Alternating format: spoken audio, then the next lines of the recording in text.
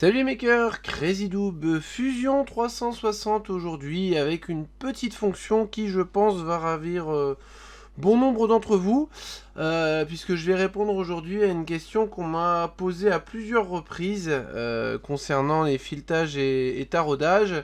Donc en gros des pas de vis sur des pièces mais qu'on peut imprimer en 3D et qui soient fonctionnels. Donc il y a quelques temps, je vous ai présenté un masque Moldex, donc des cartouches en fait adaptées pour remplacer les filtres d'origine.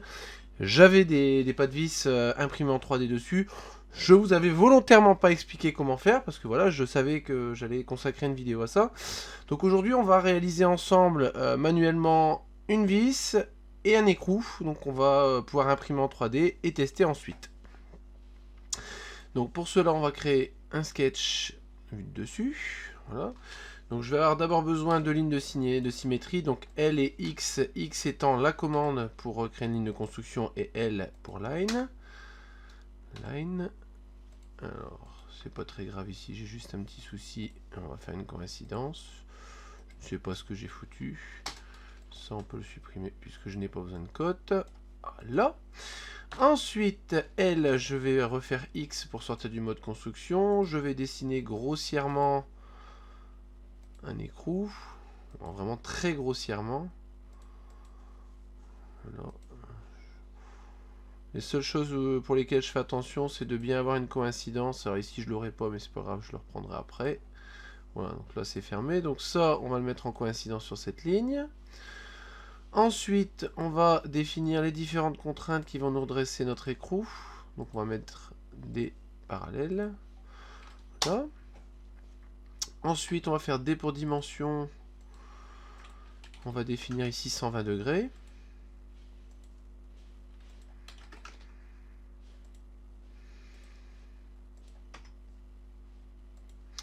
Bon, c'est pas grave, il me met une cote en Driven, on va la supprimer. Donc là, je pense que je dois avoir assez de cotes. Ouais. Voilà. Ensuite, je vais pouvoir faire une symétrie. Donc de ça. Non. Alors, hop. On recommence. Donc une symétrie de ça et ça par rapport à ça. Ça et ça par rapport à ça. Donc on a déjà quelque chose qui commence à ressembler à un écrou, ce me semble. On va juste vérifier que les dimensions soient les mêmes. On va le mettre à 26. 26. Donc là, il va mettre une driven. Bon, là, on voit que l'ensemble de l'écrou est basculé en noir. Donc ça veut dire qu'il y a suffisamment de code pour définir l'hexagone. Voilà, donc là, en gros, on a déjà la forme de la tête, hein, tout simplement.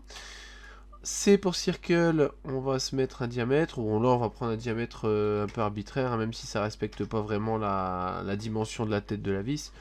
Le but, c'est vraiment de vous présenter le principe, si je puis dire. Voilà, donc là maintenant je peux faire un Q pour press pull, donc où je vais prendre ces deux éléments là. Donc ma tête, elle va faire 15 par exemple. Voilà, ensuite je vais réactiver mon sketch et cacher mon body. Utiliser ça, réactiver le body et faire un join pour avoir une longueur de vis. Je ne vais pas la faire gigantesque, hein, de toute façon c'est vraiment... comme on va l'imprimer, autant économiser un peu de matière. Voilà, donc là en gros, techniquement, on a déjà notre ébauche, si je puis dire. On va pouvoir ensuite faire un create thread. Voilà. Lui va nous définir un thread en fonction du diamètre natif du cylindre qu'on a modélisé en fait, hein. Il faut bien activer ici le modeled. Voilà, donc on est sur du 30 par 3,5. Voilà, donc là on a déjà notre vis. Une vis théorique, hein, c'est-à-dire que à l'impression 3D, si je l'imprime et que je fais un écrou imprimé de la même manière, je risque d'avoir des problèmes, voilà, clairement. Hop, ensuite, alors j'avais fait une petite bêtise au début, j'avais pas créé un composant, donc je vais le refaire, et puis rebasculer mes éléments dans le composant. Donc pour ça, je prends le sketch et je l'envoie sur vis, ce qui fait que le body, il est parti avec. Et en activant ce composant là, je récupère l'intégralité de Mon time, alors comment on appelle ça, je ne sais plus le nom. Mon time, hop, hop, hop, mon design history, voilà, je cherchais le nom. Voilà, en fait, je le retrouve là-dedans. Il suffit juste de faire glisser les sketchs, enfin le ou les sketchs en fonction. Hein, voilà. Hop, on va pouvoir créer un nouveau composant qu'on va appeler écrou. Alors, je sais que le logiciel existe en français, hein, j'ai bien vu. Sauf que voilà, je trouve la traduction française encore un peu bancale. Euh, j'ai pris l'habitude, et je pense que vous avez pris l'habitude maintenant d'utiliser les fonctions en anglais. Donc voilà, tant que la traduction n'est pas valable, j'ai même des mots qui dépassent un peu. Donc pour le moment, voilà, je me cantonne encore à la version US. C'est plus agréable pour moi. Voilà. Alors, je vais pouvoir créer du coup ici un sketch, donc toujours sur le même plan. Hop, j'ai fait une bêtise. On va enlever la vis. Parce que je vais utiliser une projection. On va faire, voilà, plus. Là, je vais réactiver ça. Je vais faire un P pour project et utiliser ceci. Voilà, ok. Donc, je vais pouvoir cacher la vis. Hein.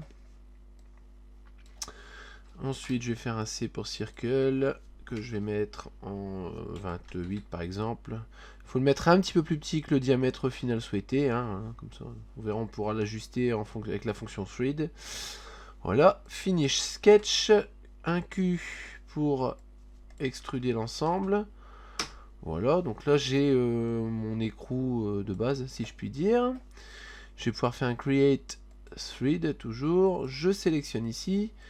Et ici, en fait, je peux venir choisir le diamètre. Donc 28. Donc là, on était sur du 30, qu'on va également modeler. On vérifie que le pas est le même. Donc on était sur du 3,5. Donc il n'y a aucun problème. Et on peut faire OK. Voilà, et donc je me retrouve avec vis et écrou. Très facilement. L'écrou, on va même en profiter pour le bouger. Voilà. Hop. Voilà. Donc là, on a ce qu'on va qualifier de vis théorique. Voilà, c'est-à-dire que les vis, malheureusement, ne prennent en compte aucun jeu, que ce soit pour de l'usinage ou de l'impression 3D, où le jeu doit être un peu plus important. Voilà, on est vraiment sur de la vis théorique. Comment la transformer en vis imprimable en 3D et utilisable? Vous allez voir, c'est relativement simple. Donc je vais faire une section analysis pour, vous allez voir, aligner déjà mon écrou et mon filetage. Ça nous permettra de constater après la différence au niveau du jeu. Donc je vais revenir sur mon écrou ici. Et comme tout à l'heure, faire un move copy pour venir l'aligner toujours de manière théorique. Donc on a un jeu, malgré tout, hein, on voit qu'on a un petit peu d'espace, mais pas suffisamment pour rendre l'écrou mobile avec une impression 3D. Pour remédier à ça, on va désactiver notre analysis et on va virer notre vis. Voilà. On va venir ici.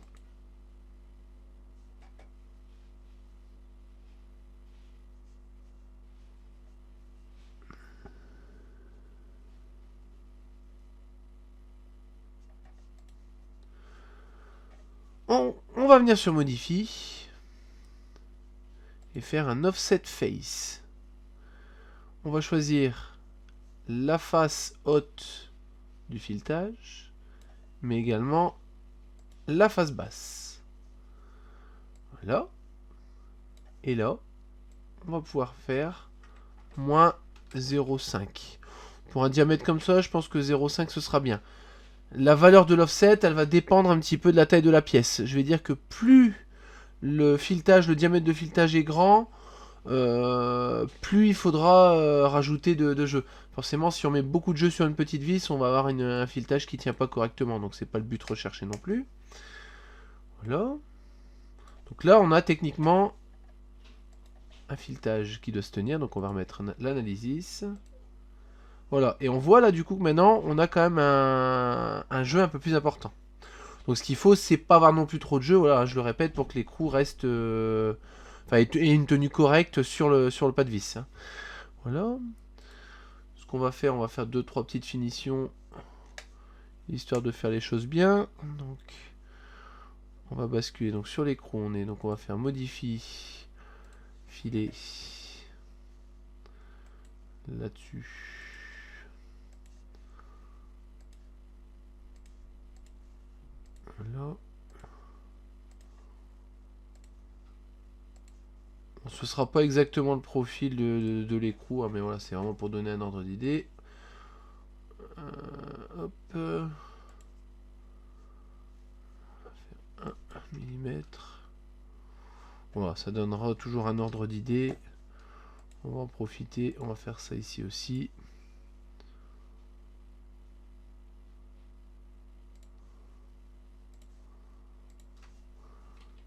Si je mets 2 mm, ouais, bon, on va même mettre 2 mm, ce sera bien. On va faire pareil au niveau de la vis. F pour filer. Toc, toc, toc.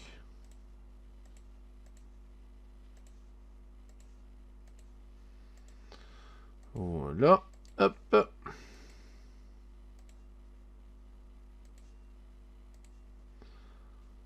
Alors, j'en ai une dernière qui veut pas venir. Voilà. 2 mm également. Bon, c'est vraiment des écrous théoriques, hein, enfin vis écrous théoriques, on n'est pas réellement sur la vraie forme, mais bon, ça va donner un ordre d'idée. On va sauvegarder. On va mettre ça dans tuto YouTube. Pièces diverses, non, pas du tout. Alors, c'est où?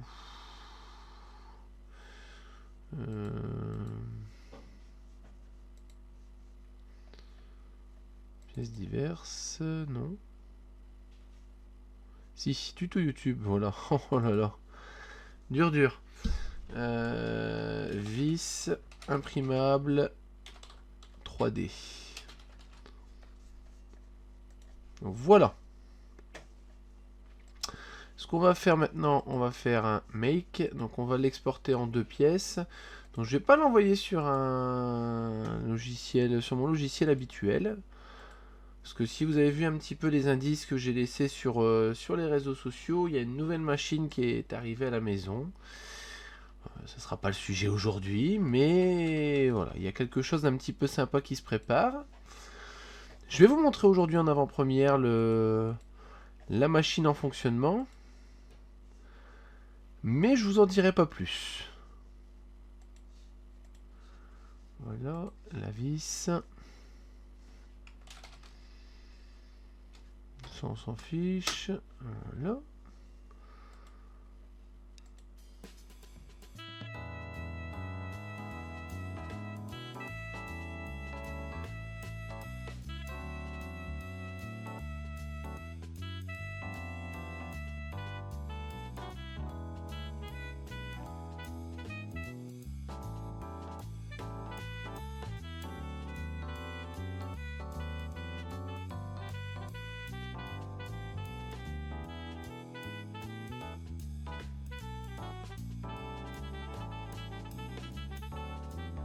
Voilà donc le résultat. Donc la petite vis, c'est celle que vous avez pu voir imprimée en timelapse, donc en diamètre 12. Donc on est sur un offset face de 0,2 sur celle-ci, donc un jeu de 0,2. Voilà, donc elle fonctionne très très bien, il n'y a pas de souci. On a juste ce qu'il faut de frottement pour que ça tienne correctement. Voilà un petit peu le résultat. Hop. Et on a donc la grosse, donc celle-ci malheureusement je n'ai pas le timelapse, j'ai eu un souci à l'enregistrement vidéo. C'est une imprimante que j'ai en test qui sera très bientôt présentée, mais que j'ai pas encore tout à fait bien en main. Comme on dit, je l'ai pas encore bien en main cette chiotte, pour les fans des visiteurs. Voilà donc la vis en diamètre 30, donc là on est sur un offset face, c'est celui que je vous ai présenté dans la vidéo, donc un 0,5. Donc voilà, pour donner un ordre d'idée, 0,2 pour du 12 mm, 0,5 pour du 30 mm. Après voilà, ça évolue, plus le diamètre est gros, plus on va jouer sur un offset face important pour laisser un jeu suffisant. Donc on voit qu'on a un petit peu de jeu fonctionnel, mais juste pas trop, hein. Voilà, si on sert à bloc, il n'y a pas de souci, c'est coincé. Et puis pour l'avoir, tata. Voilà qui conclut cette vidéo. N'hésitez pas à laisser vos commentaires, vos questions juste en dessous. Likez, partagez, parlez de nous autour de vous. Et je vous dis à bientôt pour de nouvelles vidéos.